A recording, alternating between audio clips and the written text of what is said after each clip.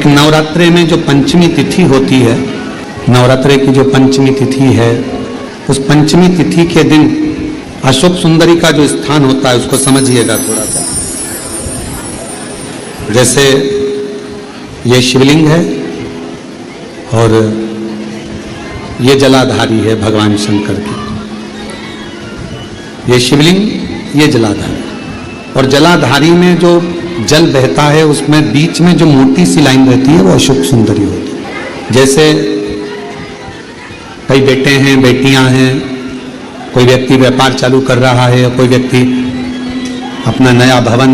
निर्माण कर रहा है, नए भवन में जा रहा है, या कुछ अच्छी दुकान खोलना चाह रहा है, कोई अपने लक्ष्य पर पहुंचना चाहता है और पहुंच नहीं पा रहा। तो जो शारदीय नवरात्रे आते हैं, इस शारदीय नवरात्रे में जो मां आद्य शक्ति की पूजन की जो पंचमी तिथि होती है, इस पंचमी तिथि पर अशोक सुंदरी वाली जगह पर, जो अशोक सुंदरी का स्थान है, वहां पर लाल पुष्प एक समर्पित करें। जो जलाधारी है, मां पार्वती, जगत जननी, जगदम्बा, अम्बा, भवानी मैया, दुर्गा का हस्त कमल,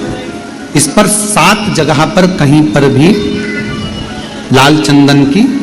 बिंदी 7 स्थान पर कहीं पर भी रखें, और 1 लोटा जल शिव जी को पंचमी के दिन, नवरात्रि की, शारदीय नवरात्रि की पंचमी के दिन कामना करते हुए उत्तर की ओर मुख कर कर, अर्थात यहां बैठते हुए शिव जी पर जल चढ़ाना प्रारंभ करें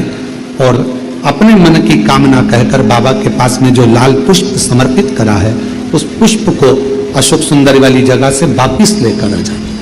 जिस लक्ष्य को आप पाना चाहते हो, अच्छी पढ़ाई कर रहे हो, खूब अध्ययन कर रहे हो, खूब मेहनत कर रहे हो, खूब पढ़ो, कोई दुकान खोल रहे हो, व्यापार चालू कर रहे हो, कोई नया कार्य चालू कर रहे हो, उस पुष्प को अपने स्पर्श कर कर या उस पुष्प का दर्शन कर कर आप एक बार जाकर देखो, आपको उस मंजिल तक मां आद्य शक्ति दुर्गा भवानी शिव पहुंचाकर शंकर पे।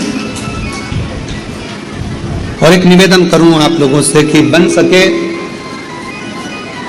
दुर्गा सप्तशती का पाठ अगर करते हो या दुर्गा सप्तशती को आप पढ़ते हो तो